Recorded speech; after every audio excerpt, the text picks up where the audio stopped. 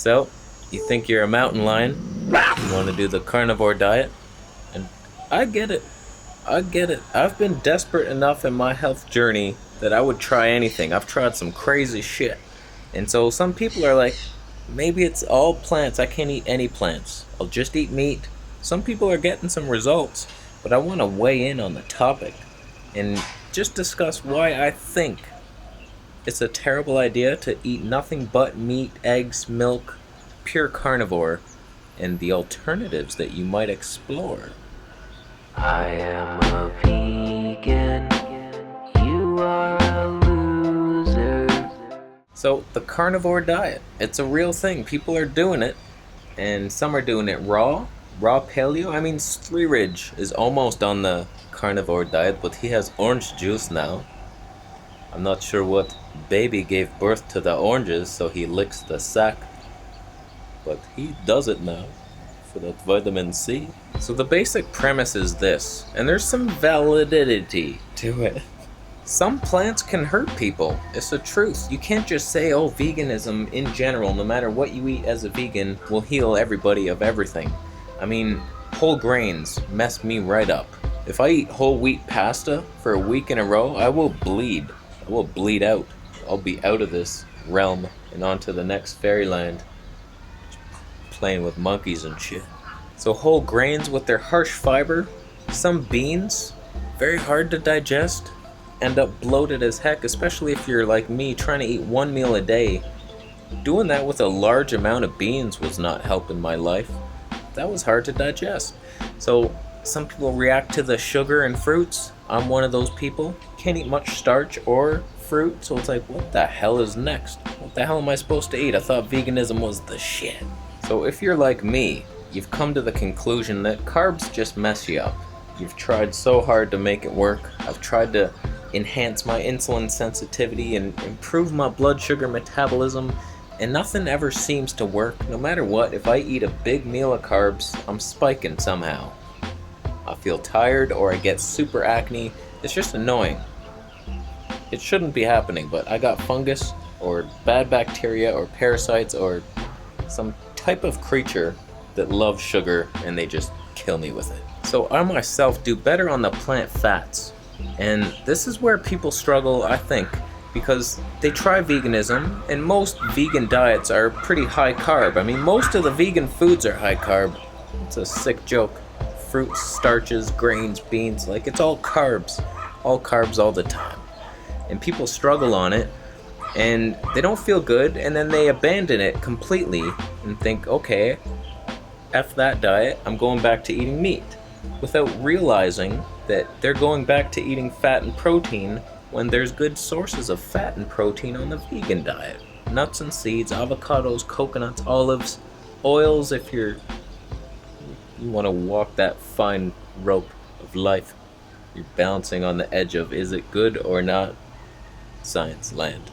So I do encourage those struggling on high carb diets to try the high fat vegan diet first before you go into carnivore land, because there's so many studies showing nuts and seeds are beneficial in the body, lower inflammation, lower cholesterol that you don't think matters. And you can argue that another day.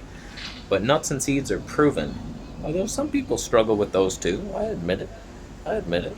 You soak them overnight, blend them into a nut yogurt, ferment them, there's your best chance. But the carnivore diet, I'm trying to picture it. I'm trying to be open to it and think, okay, well, if someone's gonna do it, how do you do it healthy? And it doesn't make a lot of sense. I understand removing the things that are hurting you, the plants that are hurting you, get rid of the whole grains if they're hurting you. But to go on just meat, let me tell you why I don't think it's healthy, and why it would never happen in nature, and why nobody should ever even consider licking animals. Testicular. It all comes down to just too much protein. How are you gonna do it? How are you gonna avoid that? Because we have a specific need for protein, and when you go beyond it, especially animal protein, there's so many nitrogenous waste products like urea, ammonia, and like 4 others that I don't remember. That doesn't mean my malnourished vegan brain doesn't work properly. So in my research, 0.8 grams of protein per kilogram is about as low as you should ever be.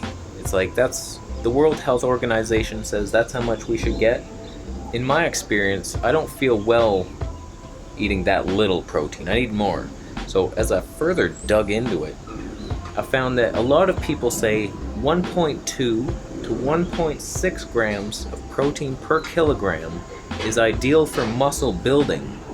And I just find I'm so much more, not only more satisfied with my meals, eating higher protein like that, my mood is better, I'm sharper in the mind, my muscles actually, don't look at them right now. It's not workout day, I'm not pumped up. You can't judge me on that, don't judge me. I find life is just so much better when I'm pushing those upper limits. I'm about 65 kilograms. I eat roughly 70 to like 110 grams. It's different every day, but roughly up there, and I do feel really good on those higher 110 gram days. So enough protein is important, but when you go on a carnivore diet, how do you limit the protein? How do you get enough calories to sustain your life and not overdose on protein? Let's explore that.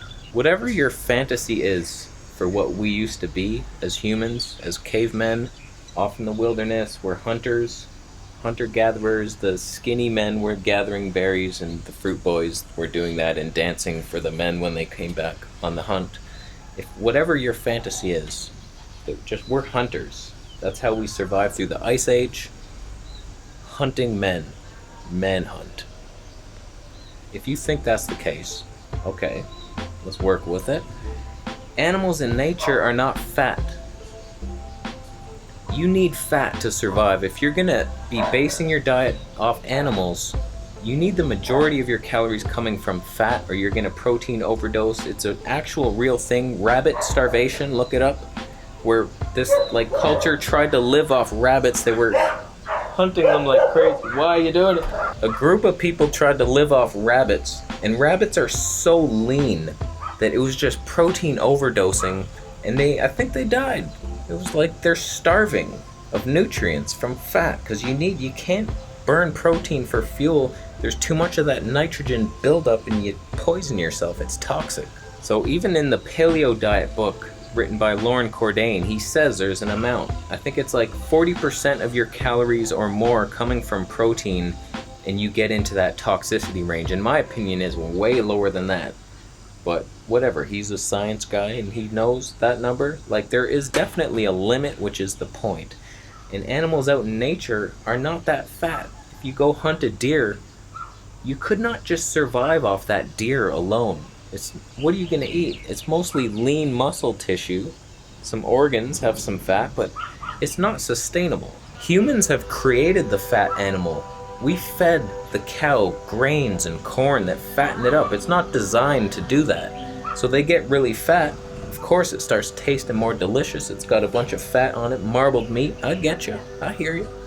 But it's not healthy fat, and it's not something you would ever find in nature. It's not like, oh, again, with the dogs. So if your premise for the carnivore diet being healthy is it's natural, you're not gonna find the sustainable fat source in the animals in nature, real animals. And you can fatten them up with the grains and the corn, but corn is a grain, by the way. It's not gonna be the healthy fat, it's gonna be too high in omega-6, and then it's inflammatory, and that whole arachidonic acid bullshit. It's like inflammatory fats, and then the too much protein with all the nitrogen stabby things. It's like, how is that healthy? How are people getting healthy on that? I don't understand it. Personally, I think you remove a problem from the diet and you get healthier. If you're reacting to sugar and fruit and then you go low carb, you get healthier regardless of what you're eating. It's not about what you're eating, it's what you're avoiding. That's why fasting is like the ultimate thing, because you just avoid everything. When you're hopeless, you're just like, I'll stop. I won't eat. And people get better doing that. So do that. Then there comes the fiber conundrum.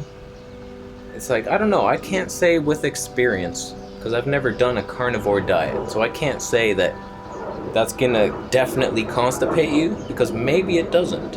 Some people are saying they eat nothing but raw meat and eggs and milk, and they're like, bowels are perfect. Best ever. So it's like, interesting.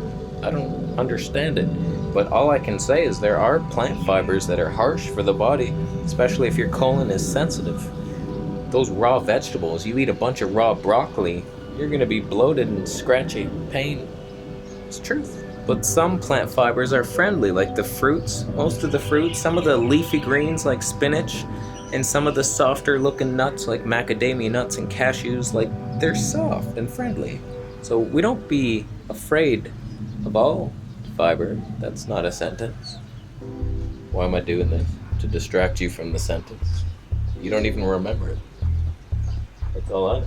So the lack of fiber, the lack of vitamin C, I mean, where do you get your vitamin C? You can get it in some of the organs, like it's high in the adrenal glands. Where are you gonna find those? You roasting adrenal glands, and as soon as you cook it, you kind of destroy it anyway. So it's like, do you have enough vitamin C? That's why I think Ridge started juicing the oranges. He says it's to hydrate. He's probably scurvied up in that bitch. And he was like, shit, I need some vitamin C from plants. Oh no, my whole thing is crumbling. He tried to lick a rat nipple, but he found it wasn't sustainable to find so many rats to lick them for vitamin C. So he doesn't have a good source of it, so he went to the orange. And lastly is just the complete lack of all the beneficial things in plants, like antioxidants and phytonutrients and all these chemicals we haven't even discovered yet. It's like all these things in plants, studied, verified in human beings. It's like, oh, I started eating this many blueberries and my disease went away. It's like, we don't usually see that with the, oh, I started eating more beef, I just increased my beef, and wow, did I get better. So I'm not saying you can't eat meat and be healthy. I just think you need to balance it. First of all, you need to eat the whole animal, not just the muscle meats and the delicious parts. You got to eat those organ squishy bits, and you got to make the bone broth.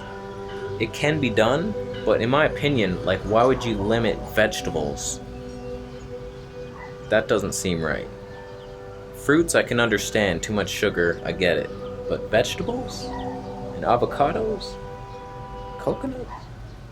Come on. So the main problem is the too much protein, and as dumb as it sounds, like, you'd have to be eating mostly butter and just some meat.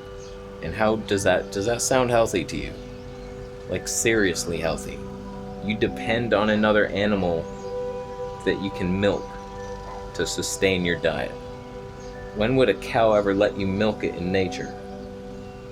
It would step on your face. So I think we're about done here for today. Post your thoughts down below on the carnivore diet. Have you tried it? And do you feel better, and why? Please do just say, I've tried it and I do feel better. Don't try to blame it on veganism, the weird Oreo cookie diet that you did, where you're all in the wheat gluten and you're like, veganism sucks. It's like, no, you messed it up. Did you exhaust all options? It's only fair. If you've tried every vegan diet like I have, and then you fail, then it's like, okay, yeah, veganism effed you. But tell me, just spread the positive experience in your life. Don't go the Ridge route where you're trying to bring down veganism. Bring up carnism. I'm open to it. I'd hear you out. So I think that's it. The only carnivore I know is Dr. Sean Baker, and he has diabetes.